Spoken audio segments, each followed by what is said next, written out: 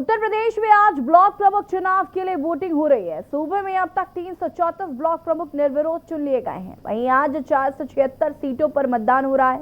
BJP का दावा है कि निर्विरोध चुने गए 349 ब्लॉक प्रमुखों में से 334 ब्लॉक प्रमुख बीजेपी के हैं, बाकी अन्य सपा व निर्दलीय हैं। पर मतदान शुरू होने के कुछ देर के बाद ही झड़प की खबरें सामने आई, जहां पथराव, फायरिंग, मारपीट जैसी तीखी प्रतिक्रियाएं सामने आई। इस वजह से मतदान के दौरान बूथ पर गहमा-गहमी का माहौल रहा।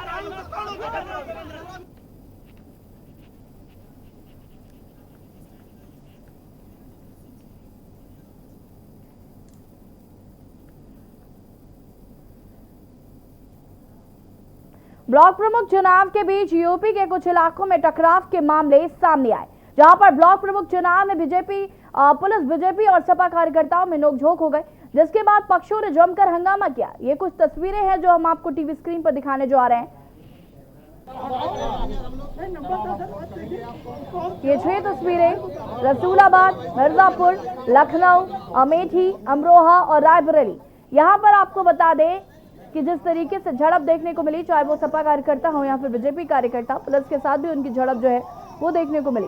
ये तस्वीरें हम आपको दिखा रहे हैं। कहीं मतदान हुआ तो कहीं जमकर हंगामा हुआ, और अपने आप में ये सवाल है कि ये ब्लॉक प्रमुख के चुनाव हो रहे हैं या फिर घमासान हो रहा है। ये 6 तस्वीरें जहां पर भारी पुलिस बल तैनात रहा और पक्षों में काफी झड़प जो है वो देखने को मिली।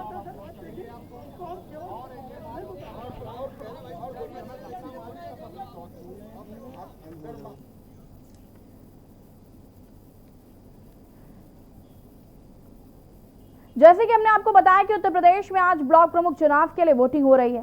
सूबे में अब तक 334 ब्लॉक प्रमुख निर्विरोध चुन लिए गए हैं। वहीं आज 476 सीटों पर मतदान हो रहा है। वहीं मतदान के कुछ ही देर के बाद झड़प और फायरिंग की खबरें सामने आई, जिसमें नेता कार्यकर्ता पुलिस आपस में भिड़ गए।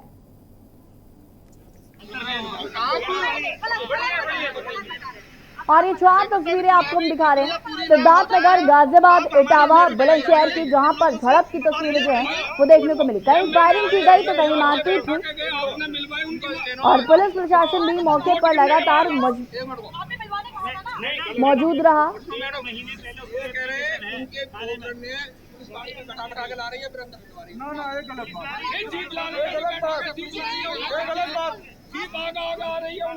नहीं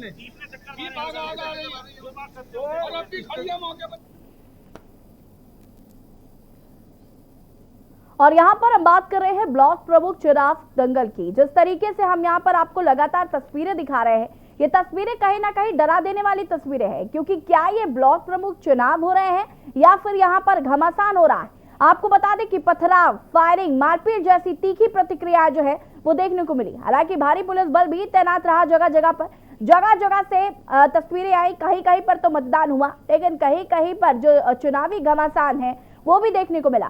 सिद्धार्थनगर, गाजियाबाद, इटावा, बुलंदशहर, यहाँ पर फायरिंग, मारपीट की गई।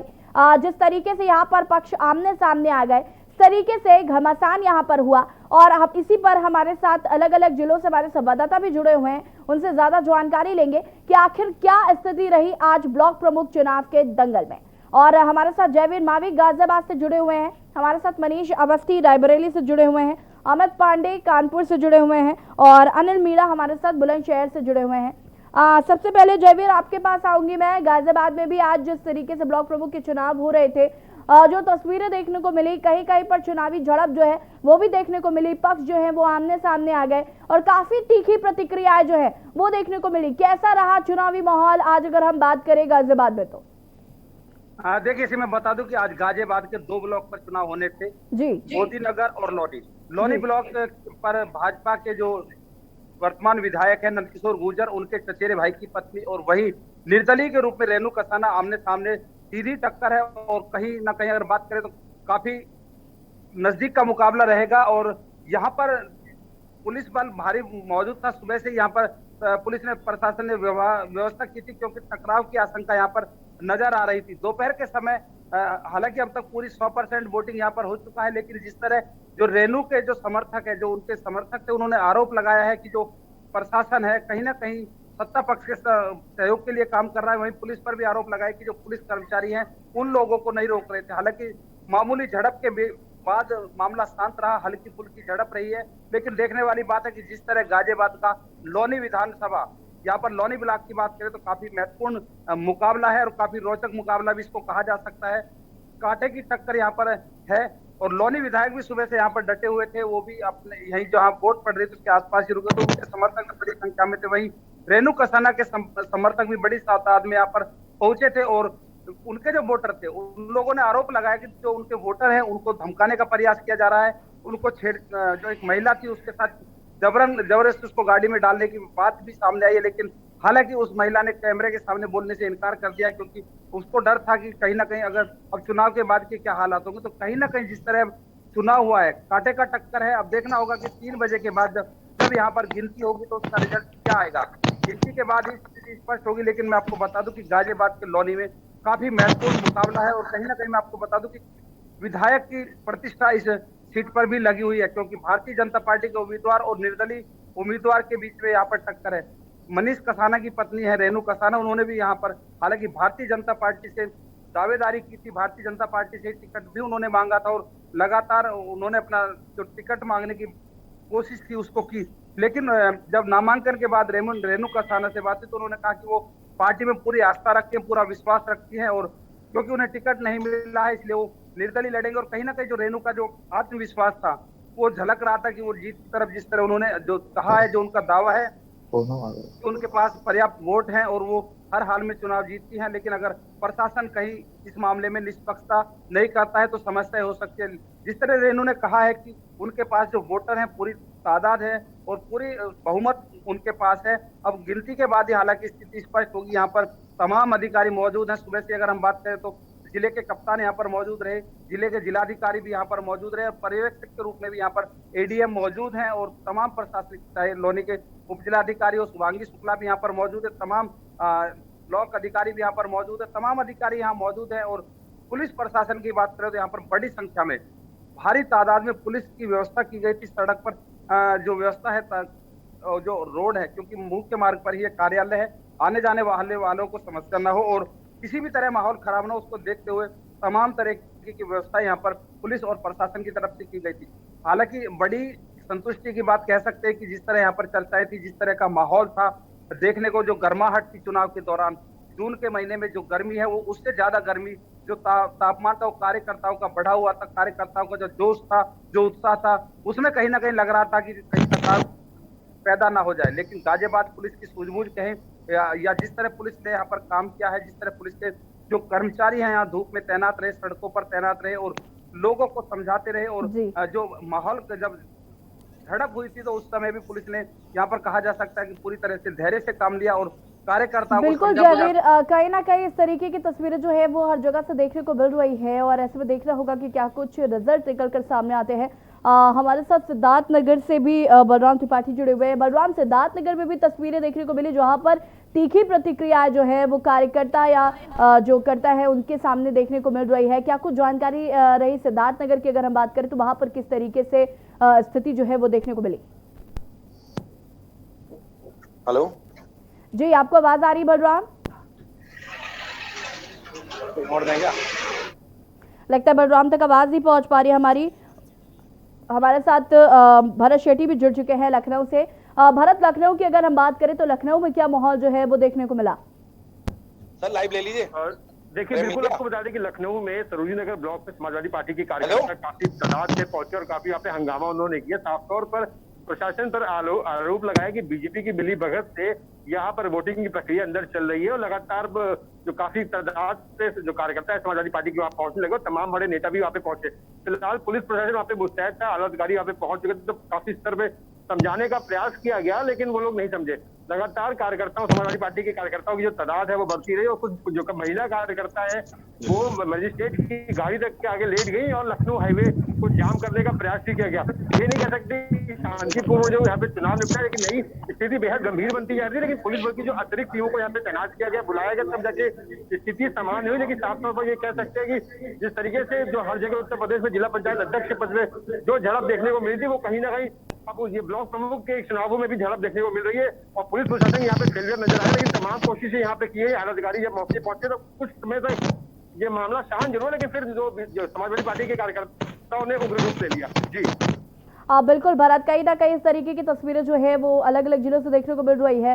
रायबरेली से हमारे साथ मनीष अवस्थी भी जुड़े हुए हैं। मनीष, आपसे जानना चाहेंगे रायबरेली में क्या कुछ चुनावी माहौल जो है वो देखने को मिला, किस तरीके से वहां पर मतदान हुए और क्या किसी तरीके की कोई झड़प रायबरेली में भी देखने को मिली? बिल्कुल, ऐसी मैं बता दूं, जिस तरह से ब्लॉक प्रमुखी का चुनाव चल रहा था, जिस तरह से पुलिस ने प्रोटेक्शन दे रखी थी, जिस तरह से चाक चौबंद व्यवस्था प्रशासन और पुलिस ने कर रखी थी, उसको देखते हुए रायबरेली में एक शिवगढ़ थाना क्षेत्र पड़ता है जहां पर वोटिंग का सिलसिला चल रहा था। वहां पे एक भाजपा प्रत्याशी थे हनुमंत सिंह और दूसरे जो निर्दलीय प्रत्याशी थी वो शिल्पा सिंह थी, और उन्हीं के समर्थकों के बीच जो है कुछ बात को लेकर के कहासुनी शुरू हो गई। देखते ही देखते वहां पे जो है एसडीएम महाराजगंज मौके पर पहुंची और किसी तरह मामले को शांत कराया। लेकिन पुलिस, अगर बात करें पुलिस की, तो कहीं ना कहीं ये पुलिस के चलते और पुलिस की मौजूदगी में इतना बड़ा बवाल हो गया, इतनी कहासुनी हो गई, इतनी झड़प हो गई, लेकिन पुलिस वहीं खड़ी मूक दर्शन बनी देखती रही। अगर वहीं बात करें हरचंदपुर की, तो हरचंदपुर में अभी नामांकन यानी 8 तारीख को नामांकन था, जिसमें काफी जो है झड़प हुई थी, गाली गलौज हुई थी, जिसके बाद पुलिस प्रशासन ने हरचंदपुर ब्लॉक को पूरे तरीके से सील कर दिया है। और एडिशनल एसपी विश्वजीत श्रीवास्तव ने भी पूरे जो है मतदान स्थल का निरीक्षण किया है। निरीक्षण करने के बाद यहाँ पर थोड़ी ही देर में जो है एडीजी एसएन सावंत पहुंचे और पूरे मतदान केंद्र का निरीक्षण भी किया। लेकिन कहीं ना कहीं यहाँ भी पुलिस की चाक चौबंद व्यवस्था के चलते जो है जिस तरह से 8 तारीख को नामांकन था, जिस तरह से कहीं ना कहीं जिस तरीके से व्यवस्थाएं रही पुलिस की, इसकी वजह से शायद कोई बड़ी घटना होते होते रह गई। हमारे साथ मोहम्मद माजिद भी जुड़ चुके हैं अमरोहा से और प्रमोद दीक्षित भी इटावा से जुड़ चुके हैं। आपसे और भी जानकारी लेंगे, लेकिन इसी बीच हमारे पास बरेली से बड़ी खबर आ रही है। बरेली से बड़ी खबर, नवाबगंज ब्लॉक प्रमुख चुनाव में जमकर हुआ बवाल। पूर्व जिला पंचायत उषा गंगवार और रमेश गंगवार में हुई कहासुनी। बता दें आपको कि मौके पर सीओ दिलीप सिंह समर्थकों को समझाने में जुटी। पुलिस ने काफी मशक्कत के बाद दोनों को शांत कराया। बरेली से खबर, जहां पर नवाबगंज ब्लॉक प्रमुख चुनाव में जमकर हुआ बवाल। आपको बता दें कि जो बरेली की ये तस्वीर रही है, यूपी के अलग अलग जिलों से ऐसी तस्वीर सामने आई जहां पर जमकर बवाल किया गया, फायरिंग तक की गई, मारपीट भी हुई। हालांकि पुलिस जो है वो पूरी तरीके से मुस्तैद रही। और ये बरेली की तस्वीरें जहां पर कहासुनी हुई। हालांकि प्रशासन के समझाने के बाद काफी देर बाद दोनों लोग शांत हुए। बरेली के नवाबगंज में ब्लॉक प्रमुख चुनाव को लेकर जमकर बवाल हुआ।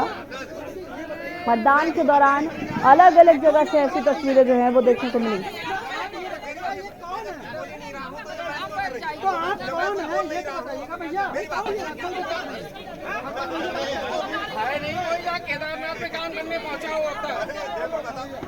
और हमारे साथ मोहम्मद माजिद भी अमरोहा से जुड़े हुए हैं। माजिद, अमरोहा की अगर हम बात करें तो क्या कुछ हाल देखने को मिले हैं अमरोहा में, क्योंकि जिस तरीके से अलग अलग जिलों से झड़प की तस्वीरें आई, तो क्या अमरोहा में भी इस तरीके की कोई झड़प हुई? बिल्कुल, मैं आपको बता दूं, अमरोहा जनपद में टोटल 6 ब्लॉक हैं, जहां एक ब्लॉक में जो निर्विरोध प्रत्याशी घोषित कर दिया है जो अमरोहा ब्लॉक है। उसके बाद 5 ब्लॉकों में आज मतदान चल रहा है।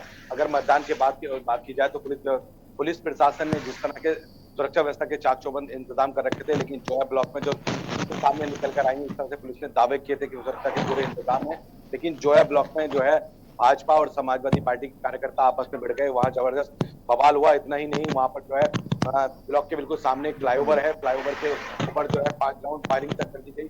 उसके बाद जो है पुलिस हरकत में आई और हरकत के बावजूद वहां जो है जो समर्थक थे उनको बीजेपी के और समाजवादी के वो आपस में भिड़ गए। उसके बाद जबरदस्त हंगामा देखने को मिला। इतना ही नहीं, पुलिस ने जबरदस्त लाठी भी चार्ज किया और घंटों की मशक्कत के बाद मामला शांत हो पाया। फिलहाल अभी मतदान जारी है अमरोहा के जोया ब्लॉक में, लेकिन जिस तरह से अमरोहा जनपद में प्रशासन ने दावा किया था कि सुरक्षा व्यवस्था की पूरी इंतजाम कर दिए गए हैं, वहां पर पीएसी और तमाम पुलिस फोर्स लगा दी गई है, लेकिन जिस तरह से समाजवादी और बीजेपी के कार्यकर्ताओं ने एक दूसरे पर फर्जी वोटिंग का आरोप लगाया, कहीं ना कहीं प्रशासन इस चंदे के घेरे में है। जिस तरह से प्रशासन ने लाख दावे किए थे कि जो जोया की बात अगर ब्लॉक की जाए तो यहाँ पर जो है फर्जी वोटिंग को लेकर बवाल हुआ था। जी बिल्कुल माजिद, कहीं ना कहीं इस तरीके की तस्वीरें जो है इस ब्लॉक प्रमुख चुनाव में आम ही लगी, क्योंकि जिस तरीके से अलग अलग जिलों से ये तस्वीरें देखने को मिल रही हैं। हालांकि पुलिस की मुस्तैदी जो है वो भी लगातार देखने को मिल रही है। हमारे साथ प्रमोद दीक्षित इटावा से जुड़े हुए हैं। प्रमोद, आपसे जानना चाहेंगे इटावा में क्या कुछ माहौल जो है वो देखने को मिला? जब तू लाइव दे रहा था तो उंगली कर रहा था तेरा कोई? जब तू लाइव दे रहा था तो उंगली कर रहा था कोई?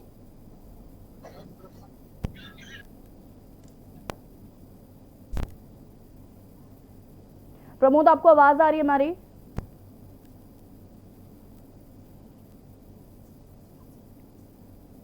लगता है प्रमोद तक आवाज नहीं पहुंच पा रही है। अनिल मीणा हमारे साथ बुलंदशहर से जुड़े हुए हैं। अनिल, आपसे जानना चाहेंगे बुलंदशहर में ब्लॉक प्रमुख चुनाव को लेकर क्या माहौल देखने को मिला, क्योंकि अलग अलग जिलों से जो है झड़प की तस्वीरें सामने आई हैं।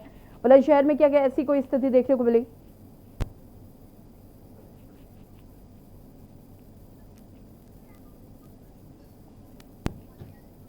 अनिल, आपको आवाज आ रही है हमारी?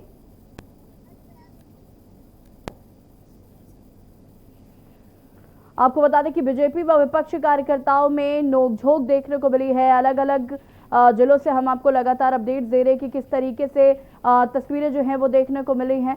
और उत्तर प्रदेश का आपको बता दें कि ब्लॉक प्रमुख चुनाव थे आज, और जिस तरीके से यहाँ पर चुनाव की जगह एक घमासान देखने को मिला है, फायरिंग तक हुई है। 334 ब्लॉक प्रमुख आपको बता दें कि निर्विरोध चुने गए हैं, जिसमें भाजपा दावा कर रही है कि उसमें आधे से ज्यादा लोग जो हैं वो भाजपा के ही हैं। 476 सीटों पर आपको बता दें कि मतदान हो रहा है और लगभग मतदान जो है वो पूरा हो चुका है। कहीं मतदान देखने को मिला तो कहीं पर जमकर हंगामा देखने को मिला, कहीं फायरिंग हुई तो कहीं मारपीट हुई।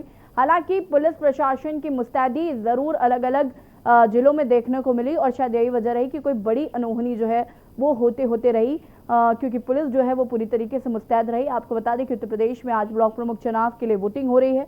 सूबे में अब तक 334 ब्लॉक प्रमुख निर्विरोध चुन लिए गए हैं। और हमारे साथ अनिल मीणा बुलंदशहर से जुड़ चुके हैं। अनिल, आपसे जानना चाहेंगे बुलंदशहर में क्या कुछ हाल जो है वो देखने को मिला है, क्या वहां पर भी किसी तरीके की कोई झड़प देखने को मिली?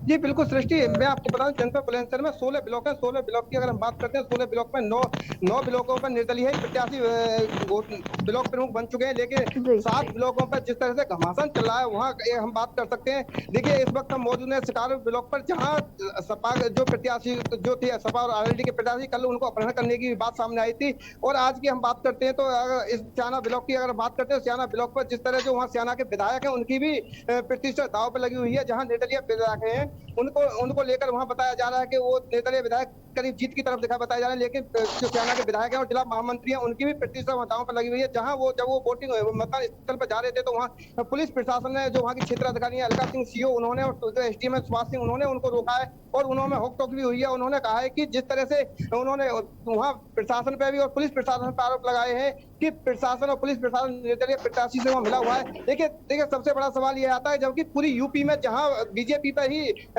विपक्षियों द्वारा निशाने साधे जा रहे हैं कि पार्टी, सत्ताधारी पार्टी हत्या कहीं ना कहीं अपहरण करा रही है, कहीं पीटीसीओ को वो उठवा रही है, तो लेकिन यह जनपद बुलंदशहर की बात करें उल्टा ही देखने को मिला है। बीजेपी के जो विधायक है और जो जिला महामंत्री है, वो पुलिस के जो अलका सिंह जो सीओ क्षेत्राधिकारी हैं और जो वहाँ के एसडीएम, उनसे ये कह रहे हैं कि सरकार तो हमारी अच्छी तरह से काम कर रही है, लेकिन जो वहाँ के जो बिल्कुल अनिल, कहीं ना कहीं ये आपने जो बताया कि बुलंदशहर में जो मामला है, जहाँ पर अभी तक सिर्फ जो विपक्षी दल थे वो सत्तारूढ़ पार्टी पर इल्जाम लगा रहे थे, तो इस बार बीजेपी के विधायक जो है वो विपक्षियों पर इल्जाम लगा रहे, तो कहीं ना कहीं ये एक अनोखा मामला जरूर बुलंदशहर में देखने को मिला है।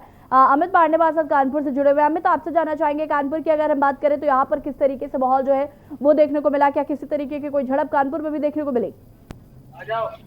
जी बिल्कुल, यसी आपको बता दूं, जनपद कानपुर देहात की रसूलाबाद ब्लॉक में मतदान चल रहा था, जिसको लेकर कुछ समाजवादी पार्टी के कार्यकर्ताओं ने हंगामा खड़ा कर दिया था। हालांकि रसूलाबाद में क्षेत्राधिकारी के द्वारा प्रशासन सख्त था, जिसके बाद में सख्ती बरती गई और उन प्रदर्शनकारियों को खदेड़ा गया। हमारे साथ यहाँ पर स्थानीय पत्रकार संघर्ष मोर्चा से प्रदेश अध्यक्ष हैं, वो भी हमारे साथ यहाँ पर मौजूद हैं। यसी उनसे भी जानेंगे कि वो बराबर मतदान में यहाँ पर जुड़े हुए हैं, मतदान में सुबह से ही साथ में है, तो क्या कुछ माहौल रहा, किस तरह से प्रशासन मुस्तैद रहा यहाँ पर? प्रशासन ने यहाँ निष्पक्षता से अपने पर्चे देते हुए मतदान शांतिपूर्ण माहौल में शुरू किया। जी बिल्कुल, तो यहाँ पर ये स्थानीय पत्रकार हैं संतोष गुप्ता जी, जिन्होंने साफ तौर से बताया है कि सुबह से लगातार वो यहाँ पर नजर बनाए हुए हैं और किसी तरह का कोई माहौल बिगड़ने का नाम नहीं लिया। हालांकि बीच में कुछ समाजवादी पार्टी के कार्यकर्ताओं ने हंगामा किया था, लेकिन प्रशासन ने उनको खदेड़ दिया। जी ऐसी बिल्कुल अमित का, तो कहीं ना कहीं प्रशासन की जो मुस्तैदी है वो देखने को मिली और जगह जगह यही हुआ कि प्रशासन पूरी तरीके से अलर्ट रहा। शायद यही वजह रही कि जो माहौल है वो ज्यादा खराब नहीं होने पाया। हमारे साथ प्रमोद दीक्षित भी इटावा से जुड़े हुए हैं। प्रमोद, आपसे जानना चाहेंगे इटावा की अगर हम बात करें तो वहाँ किस तरीके से माहौल जो है वो देखने को मिला, क्योंकि यूपी के कई ऐसे जिले हैं जहां पर झड़प जो है वो देखने को मिली, चाहे वो सपा कार्यकर्ता हो चाहे वो भाजपा कार्यकर्ता हो, और प्रशासन की मुस्तैदी भी देखने को मिली। तो प्रमोद, क्या कुछ हाल इटावा में देखने को मिला है?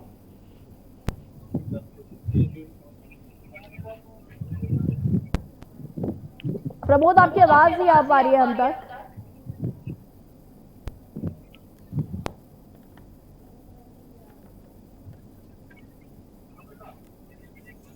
प्रमोद, आपको आवाज आ रही है हमारी? हाँ जी अपनी बात पूरी कर सकते हैं आप प्रमोद। जी, जानकारी बता दूं, जिस तरीके से 8 तारीख को नामांकन के बाद में आज जो मतदान की जो प्रक्रिया स्टार्ट की गई थी, जिसको लेकर के बीजेपी के कार्यकर्ताओं और पुलिस के आला अधिकारियों के बीच में नोकझोंक हुई है, जिसपे एसपी सिटी के बीजेपी के कार्यकर्ताओं के द्वारा थप्पड़ मारने की बात सामने आई है, जिसके चलते आंसू गैस के गोले छोड़े जाते हैं। उसके बाद में अब वहां की व्यवस्था थोड़ा सामान होते हुए दिख रही है। जिस तरीके से आप देख सकते हैं बैकग्राउंड में, हम आपको दिखाएं कि जिस तरीके से पुलिस की व्यवस्था कर रखी है, बिल्कुल चार चौकंद व्यवस्था है यहाँ पर। अभी इस प्रकार से स्थिति पूरी सामान बनी हुई है। यहाँ पर सीओ और एसडीएम मौके पर बैठे हुए हैं, बैरिकेडिंग लगा दी गई है, आने जाने वाले राहगीरों को रोका जा रहा है। और जिस तरीके से अब पूरा प्रशासन ने जिस तरीके से पूरा जोर लगा रखा है प्रशासन के ऊपर, उसी के तहत इटावा का प्रशासन अभी बीजेपी के खिलाफ, जहां उनसे जो सदर विधायिका हैं उनसे इस संबंध में बात की गई, तो उनका कहना साफ तौर पर ये कहना है कि पुलिस के आला अधिकारी उनको पीछे हटा रहे हैं, जबकि बीजेपी के कार्यकर्ताओं के द्वारा यहाँ के बड़े अधिकारियों के साथ में हाथापाई करने की बात सामने आ रही है। जी बिल्कुल प्रमोद, कहीं ना कहीं ये जो तस्वीरें हैं ये लगातार हर जिले से देखने को मिल रही हैं, और हमारे साथ बलराम भी लगातार सिद्धार्थनगर से जुड़े हुए। बलराम, सिद्धार्थनगर की अगर हम बात करें तो सिद्धार्थनगर में क्या कुछ अपडेट्स जो हैं वो देखने को मिल रहे हैं? क्या सिद्धार्थनगर में भी ऐसी झड़प देखने को मिल रही है?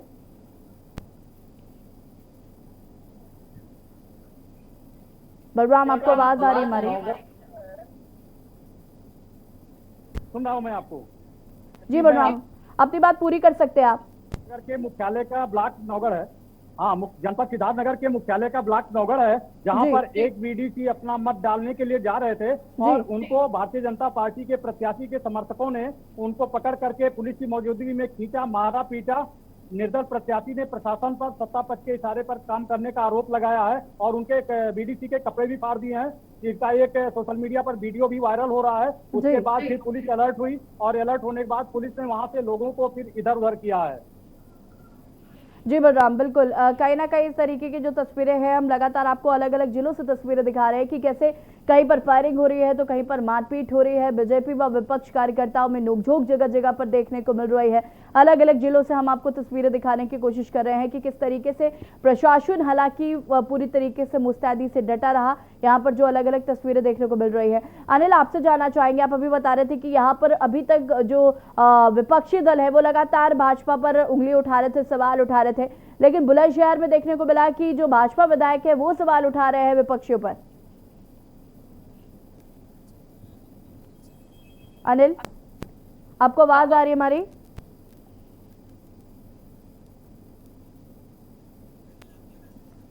अनिल, आपकी आवाज नहीं आ पा रही है हम तक। फिलहाल आप सभी का बहुत बहुत शुक्रिया तमाम जानकारी देने के लिए। आपको बता दें कि आज उत्तर प्रदेश में ब्लॉक प्रमुख चुनाव के लिए वोटिंग हो रही है। सूबे में अब तक 334 ब्लॉक प्रमुख निर्विरोध चुन लिए गए हैं। वहीं आज 476 सीटों पर मतदान हुआ।